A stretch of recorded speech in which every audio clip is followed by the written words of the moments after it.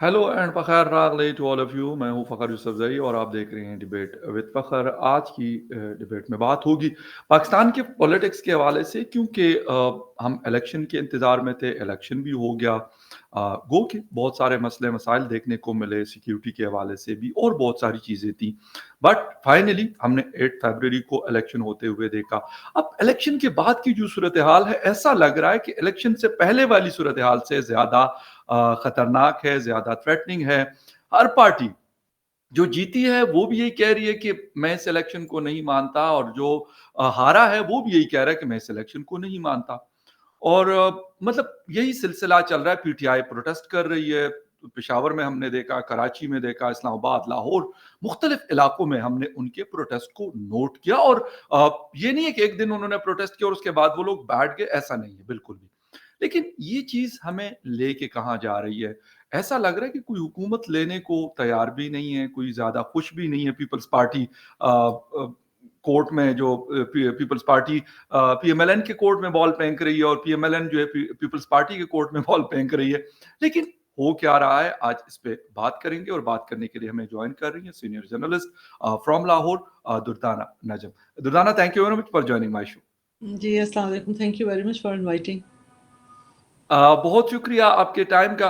दुर्दाना, मतलब पाकिस्तान आपके भी सामने है, हमारे भी सामने है। इस्लामाबाद में हो, लाहौर में हो, कराची हो या पेशावर हो, एक जैसी सूरत हाल नजर आ रही है कि हमारी होप्स थी, थोड़ी थी लेकिन इतनी थी कि शायद इलेक्शन के बाद थोड़ा सा हम देखेंगे कि स्टेबिलिटी आ जाएगी, थोड़ा सा ठहराव होगा।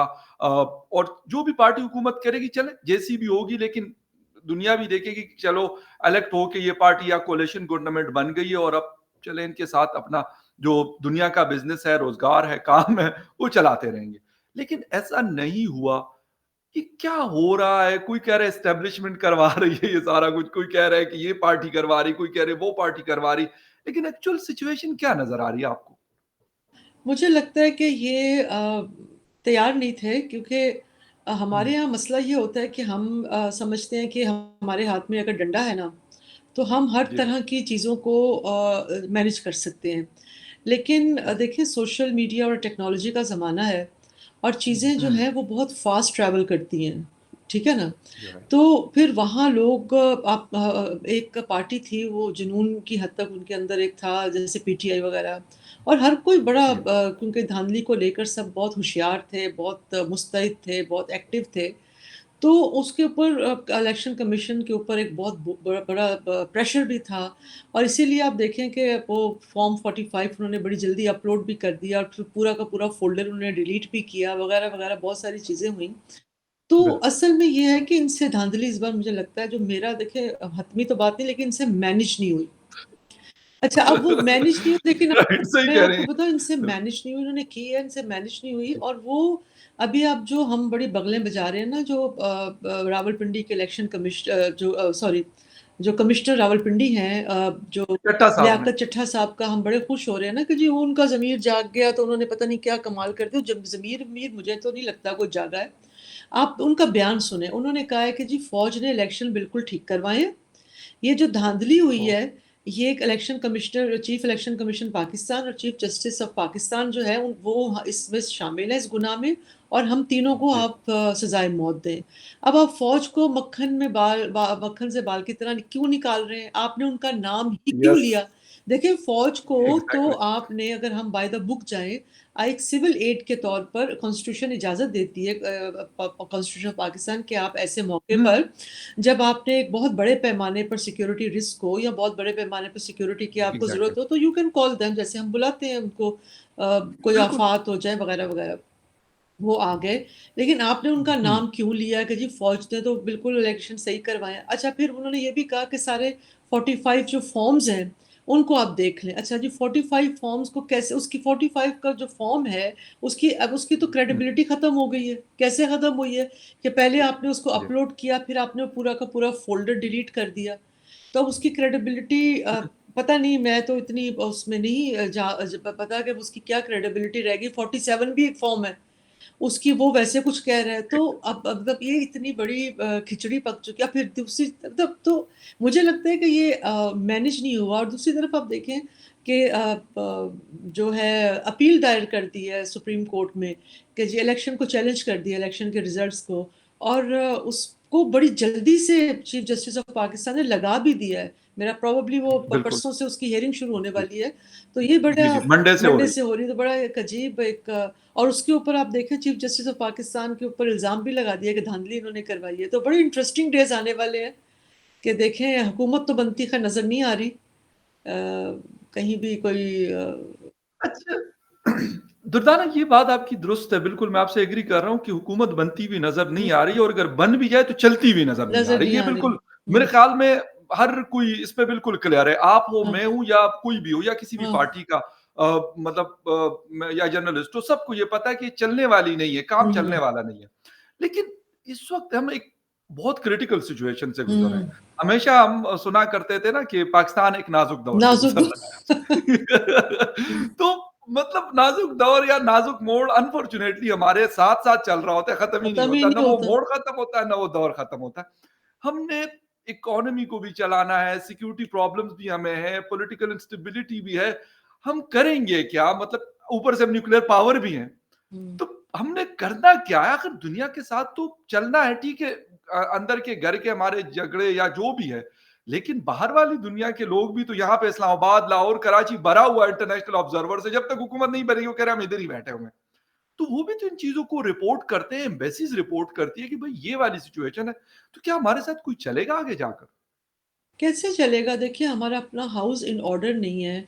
अभी तो हम्म। लोग देखिए स्टेबिलिटी चाहते हैं। जो भी हमारी यस। इन्वेस्टमेंट की क्राइसिस हैं, अब जी। बल्कि जितनी भी इन्वेस्टमेंट अभी जो थोड़ी-सी बच भी गई है, आपने शायद रिपोर्ट देखी होगी। कल एक रिपोर्ट आई थी कि लार्ज स्केल मैन्युफैक्चरिंग का पाकिस्तान में कुछ ब प्रॉफ़िट में जा रही है। लेकिन वो अगर आप उसको गौर से देखें, वो रिपोर्ट, वो जो खबर है, ला कौन-सी लार्ज स्केल, उसमें लार्ज स्केल मैन्युफैक्चरिंग में प फूड प्रोडक्ट्स में थोड़ा-सा हमने बेहतरी की है। लेकिन जो हमारी क्रिटिकल जो इंडस्ट्रीज़ हैं, जैसे स्टील की इंडस्ट्री है, या इस तरह की ऑटोमोबाइल इंडस्ट्री है, ऑटोमोबाइल्स की है। और बहुत सारी इंडस्ट्रीज़ हैं, वो सारी बैठ रही हैं। उनका वो यस। उसमें हमें कोई प्रॉफ़िट नहीं हो रहा, लेकिन खाने-पीने का ग्रोथ। जो थोड़ा बहुत जो इंडस्ट्रीज़ हैं, जो फूड के प्रोडक्ट्स वग़ैरह में कहीं न कहीं उनको उनमें थोड़ी-सी बेहतरी है। ओवरऑल ठीक है, लेकिन आप देखें उसके बावजूद हम पता नहीं हमारी क्या तरजीहात है, हमारा सारा का सारा देखिए मुझे तो आईएमएफ की भी समझ नहीं आती कि हम निज़ाम को ठीक नहीं कर रहे। अब देखिए ना गैस के बिल्स गैस के उन्होंने बढ़ा दिए हैं। अ, ब ब जो बिल है उसमें इज़ाफ़ा कर दिया है। प्राइसेस मजीद प्राइसेस बढ़ा मज़ीद दी बढ़ाई हैं हैं। गैस की। अब उससे जी, एप्टमा के भी बिल्कुल। तहफ़्फ़ुज़ात हैं। उन्होंने कहा है कि जी 70% जो है वो सनतें बंद हो जाएँगी। वो कैसे बंद होंगी? उन्होंने बिल्कुल सिंपल बात बताई। बिल्कुल। उन्होंने कहा है कि हमारा जो पर यूनिट हम जो बिजली लेते हैं, वो इंडिया, बांग्लादेश और वियतनाम, ये 3 जगह हैं जहाँ रीजन में टेक्सटाइल का जो काम है वो बहुत ज़्यादा होता है, इनके पास ऑर्डर्स आते हैं। इन तीनों जो मुल्कों ममालिक हैं, इनसे सबसे ज़्यादा महँगी बिजली पाकिस्तान में पाकिस्तानी टेक्सटाइल के जो यूनिट्स हैं वो लेते हैं पाकिस्तान गवर्नमेंट से, जो पता नहीं 8 सेंट और कुछ इस तरह से है, वो सबसे महँगी है। प्रोबेबली मैं कोई गलत जी, ना फ़िगर कोट कर जी, रही हूँ, लेकिन वो सबसे महँगी है, ये मैं आपको बताऊँ। अब बिल्कुल। उसमें वो जब जी, देखिए ना, बिल्कुल। जब आपकी इनपुट प्राइस इतनी बढ़ जाएगी, अब तो वो बायर क्या करेगा? बायर तो जाएगा वियतनाम, बायर जाएगा इंडिया, बायर जी, जाएगा बांग्लादेश। तो पाकिस्तान के पास तो ऑर्डर्स ही नहीं आएँगे, जब ऑर्डर नहीं आएँगे तो ज़ाहिर है सनतें बंद होंगी। सनतें बंद होंगी का जी, मतलब ये है कि फिर आप ले-ऑफ्स बिल्कुल। करेंगे, मुलाज़िमीन को निकालेंगे। तो बेरोज़गारी बढ़ेगी, बेरोज़गारी बढ़ने से फिर क्या होगा? लोग मज़ीद जो है वो ख़त गुरबत से नीचे आएँगे, गुरबत बढ़ेगी। तो गुरबत बढ़ने का और मतलब ये होता है जी, कि आपकी लोगों को वैसे गवर्नमेंट हेल्थ पे इन्वेस्ट नहीं करती, एजुकेशन पे इन्वेस्ट नहीं करती, तो मज़ीद जो है human development exactly. Total affect होती है। तो it's a very huge crisis Pakistan is passing through, हमें समझ ही नहीं आ रही। और पता नहीं ये हालाँकि हमें कीमतें जी। बढ़ाने की ज़रूरत नहीं है, ना गैस की, ना बिजली की, बल्कि बिजली घरों को का जो पूरा निज़ाम है, जो क उसको रिस्ट्रक्चर करने की ज़रूरत है। हमें अपने पूरे निज़ाम को एग्री रीस्ट्रक्चरिंग की राइट, ज़रूरत है, लेकिन वो आईएमएफ हमें जो कह देता है, बिल्कुल। वो कहते हैं बिजली की कीमतें बढ़ा दो, बिजली की कीमतें बढ़ा देते हैं। वो हमें ये नहीं कहते, वो कहते होंगे अगर हम डीप जाके उनकी स्टडी करें, जो हमारे एनालिसिस वो करते हैं, उन्होंने हाँ, यकीनन हमें कहा होगा कि भाई अपने लाइन लॉसेस खत्म करें, आपकी इतनी चोरी होती है, आपकी एनर्जी चोरी होती है, जी, आपकी गै आप उसको बिल्कुल। ठीक करें। लेकिन हम वो कॉस्मेटिक चेंजेस थोड़ा बहुत करके, आपको याद होगा जब ये गवर्नमेंट आई थी, केयरटेकर गवर्नमेंट आई थी, तो इसने बड़ा क्रैकडाउन किया था। स्मगलर्स के ऊपर भी जी, क्रैकडाउन किया था, जी, इन्होंने बिल्कुल, गैस चोरी, बिजली चोरी सब पे क्रैकडाउन किया था, बहुत बड़े बिल्कुल, पैमाने पे बिल्कुल। चोर पकड़े भी थे। लेकिन उसके बाद हम अंधेरे में हैं कि उनका क्या बना, क्या हुआ, उसका क्या कोई जी, देखिए उसकी जी, कोई बिल्कुल। रिफ्लेक्शन होनी चाहिए ना, रिफ्लेक्शन है कि नहीं है, आई डोंट नो, हमें नहीं पता, या शायद हम एग्ज़ैक्टली। जानना नहीं चाहते। नहीं, लेकिन दुर्दाना जो आप बात करिए यकीन करें ये मेरे सामने कल का वैसे न्यूज़पेपर है, लेकिन इसकी जो हेडलाइन है वो यही कह रहे हैं कि आईएमएफ की शराइत हुँ, पर जो हुँ, कैबिनेट ईसीसी की मीटिंग हुई तो उन्होंने डिसाइड किया कि second time in a month hmm, gas prices increase की जाए। हुँ, असल एक्चुअल जो प्रॉब्लम आपने कहा कि रिफॉर्म्स करने के लिए हम तैयार नहीं हैं। हम ये तैयार कहते हैं नहीं कि है। वक़्ती तौर पे जो कुछ हो सकता है हुँ, कॉस्मेटिक तरीके से वो ठीक है, अदरवाइज़ परमानेंट बेसिस पे दुर्दाना सबको पता है कि कराची में हो, लाहौर में हो, इस्लामाबाद में हो, पेशावर में हो या कहीं और, हुँ, मेन बिजली चोर कौन है? गैस की चोरी कौन करता है और सर्कुलर डेट हमारा तकरीबन 3 ट्रिलियन हुँ, रुपीस को पहुंच चुका है हुँ, ऑलरेडी। ये कोई मेरी और आपकी रिपोर्ट नहीं है बल्कि ये हमारे सरकार के इदारे उनकी हुँ, रिपोर्ट है। हुँ, हुँ, अब इसको रोकने के लिए तो मैं और आप तो नहीं निकल सकते और अगर हमारा हुँ, सिस्टम खराब है उसको आप ठीक ही नहीं कर रहे। हुँ, आप इस पे जोर दिए हुए कि जी नए नए बिजली घर लगाओ वो हुँ, इलेक्ट्रिसिटी प्रोड्यूस करें। हुँ, हालांकि हमारी जो जरूरत है उससे 3 गुना ज्यादा हमारे पास इंस्टॉल्ड कैपेसिटी मौजूद है हुँ, इस वक्त भी, सिर्फ गर्मियों में। हुँ, बट आपको मुझे क्या 24/7 प्रॉपर इलेक्ट्रिसिटी मिल रही है? हुँ, ना इस्लामाबाद में अवेलेबल है, ना लाहौर, ना कराची में। हुँ, बल्कि मैं अपने गाँव की एग्ज़ाम्पल देता हूँ कि वहाँ तो इस वक़्त भी 12 से 15 घंटे की लोड शेडिंग है। मुझे नहीं पता कि वहाँ पे कौन से फैक्ट्रीज़ और वो चल रहे हैं। हुँ। तो पानी ये नहीं है ना ये अब हमारे पास। मतलब ना दुर्दाना पानी मैं है, एक ना चीज़ पानी जो है, सॉरी आपकी बात काट रही हूँ, जी, मतलब यही खबर आई थी कि बेसिकली देखिए डैम्स में जो पानी, क्योंकि बारिशें उस तरह हुई या नहीं, और डैम में जो पानी है, या तो उससे हम एग्रीकल्चर को पानी इरिगेशन कर लें या हुँ, बिजली बना लें, तो हमने जी, कहा कि जी इरिगेशन ही कर सकते हैं, ज़्यादा वो ज़्यादा इम्पोर्टेंट जी, है। बिल्कुल। तो पानी सारा वहाँ डाइवर्ट हो रहा है, hence we are facing load shedding. बिल्कुल सही। अच्छा, दूसरी आपने कहा पॉलिसीज़ की आपने बात की, तो हुँ, ठीक है, हर काम तो हम आईएमएफ के ज़िम्मे डाल देते हुँ, हैं और कहते हैं कि जी आईएमएफ ने हमें कहा तो हमने ये हुँ, मुश्किल डिसीज़न लिया। लेकिन कभी ये जो डिसीज़न लेने वाले लोग हैं, कभी इन्होंने अपने ऊपर इन चीज़ों को अप्लाई किया हुआ है कि नहीं जी हम ये जो 10-10, 20-20 करोड़ की एक गाड़ी इस्तेमाल कर रहे हैं और बिलियन ऑफ रुपीज़ के जहाज़, हेलीकॉप्टर्स इस्तेमाल कर रहे हैं, ये हम नहीं करेंगे भई हमारे पास नहीं है, हम हुँ। अफ़ोर्ड नहीं कर सकते। तो अपने ऊपर तो दुर्दाना कभी इन्होंने ये चीज़ नहीं लगाई, सिर्फ़ कहते हैं आप लोगों से कुर्बानी हमें चाहिए। यानी अभी मुझसे और देखिए, आपसे। कई दफ़ा लोग बात करते हैं कि जी पाकिस्तान ठीक हो सकता है, मैं बताऊँ आपको, पाकिस्तान बिल्कुल ठीक हो सकता है। ये कोई ऐसी चीज़ नहीं है।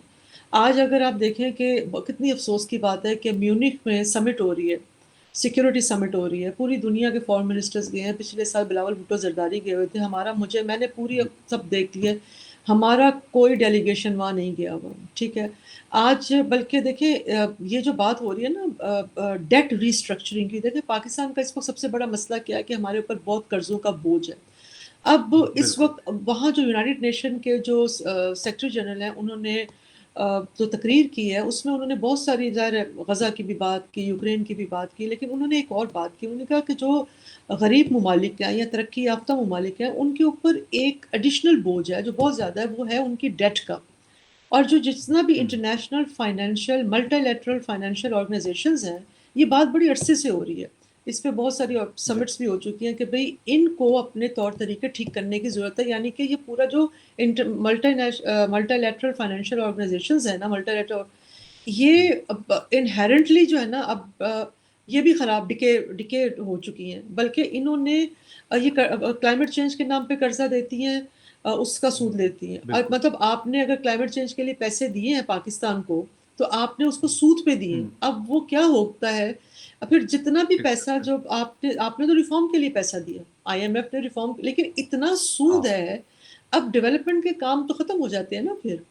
आपने पैसा दे दिया, आपने दे दिया, वो बिल्कुल, तो हमारी तनख्वाहें चली गई, हमारा ये काम हो गया, हमने बेसिक गाड़ी चला ली निज़ाम की।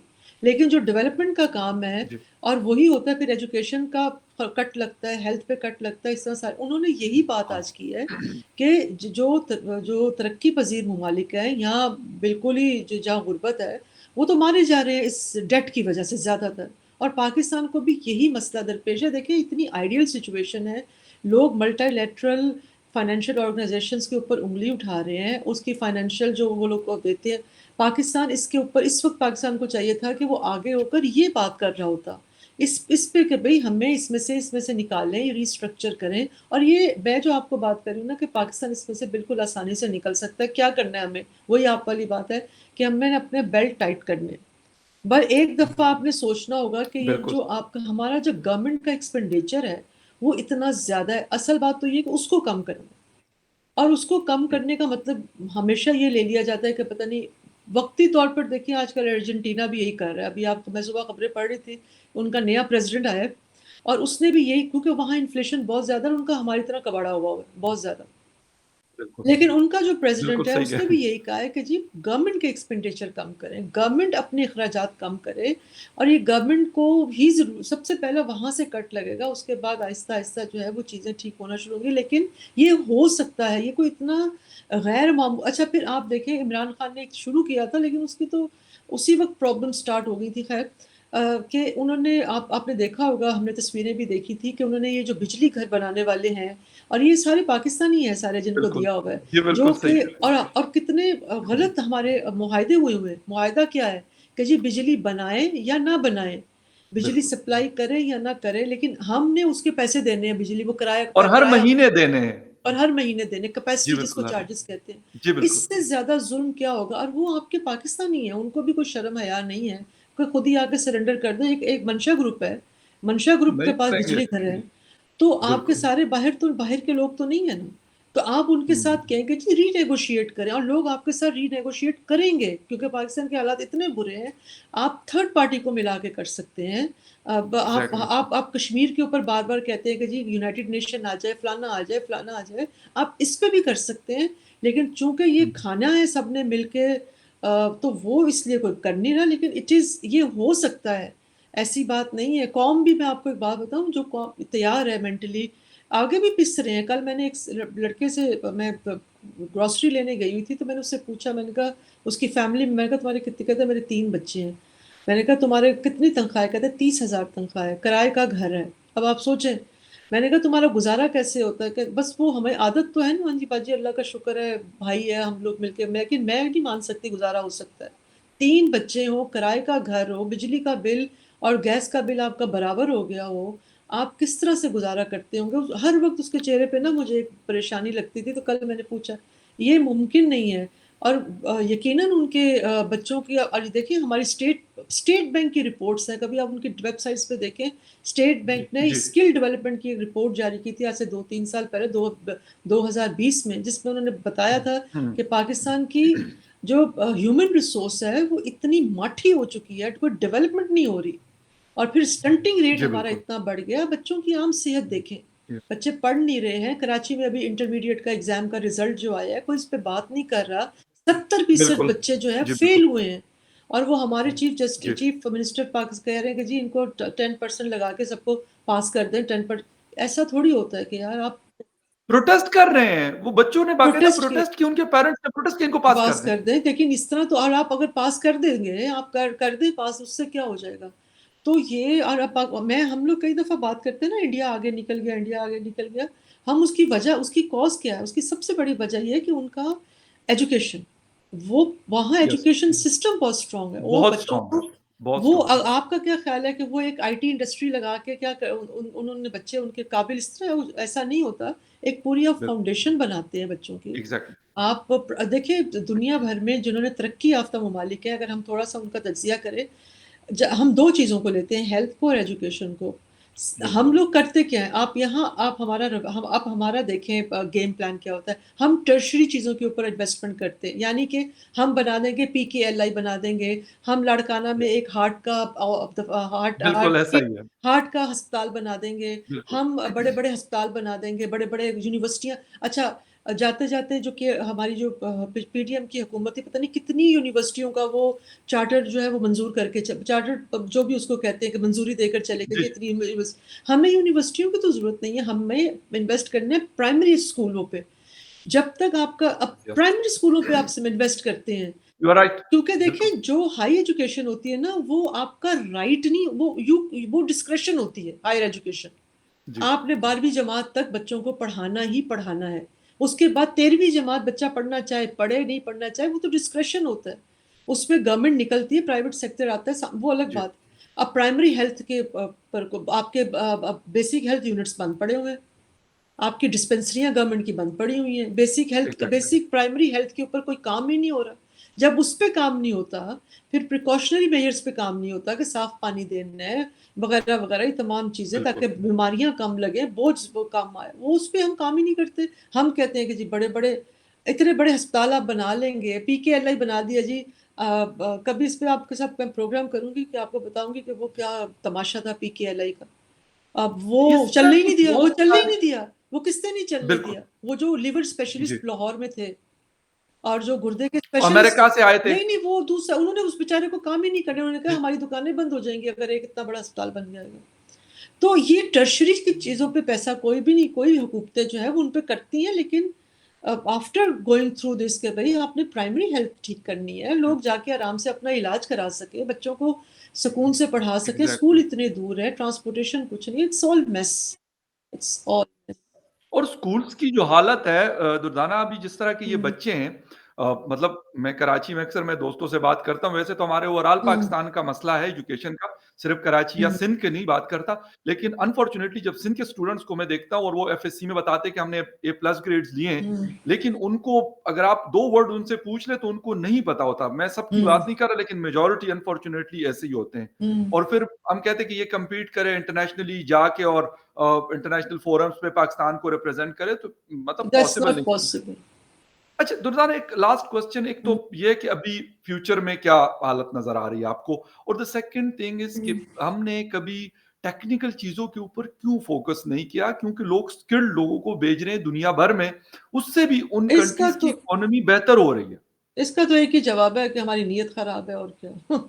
और कोई कुछ नहीं हो सकता। देखिए, अब हम्म, पाकिस्तान में लोगों का मिज़ाज क्या बन गया हुआ है, मैं नोट करती हूँ, जो वहाँ छोटे-छोटे बच्चे हैं, भीख माँग रहे हैं। मैं इस्लामाबाद आई थी, मैंने छोटे-छोटे बच्चों को भीख जी माँगते बिल्कुल, देखा। और वैसे भी हमारा एक मिज़ाज, अभी आप देखिएगा ना, रमज़ान आएगा, इतने-इतने बड़े यहाँ घर हैं, लंबी-लंबी कतारें लगी होंगी। अरे भाई, आप इतना लोगों को आप मैं कई दफ़ा मेरा मैं किसी साहब ने मुझे कहा कि जी हम हर साल, ये 4-5 साल पहले कहा था उन्होंने, जी हम मरी के रहने वाले हैं, अब्बासी थे। हम जी 30 लाख की खैरात करते हैं। तो मैंने कहा, आप 30 लाख का लोगों को खाना खिलाते हैं, 30 लाख की कोई अच्छी सी फैक्ट्री लगा दें छोटी-सी। लोगों को रोज़गार दें। लोग ज़बरदस्त, पाकिस्तान में लोगों यस, को, आपको आपको पता है यहाँ, हमारे यहाँ फ़िलैंथ्रोपी क्यों इतनी ज़्यादा है कि जी सबसे ज़्यादा यहाँ फ़िलैंथ्रोपी होती है।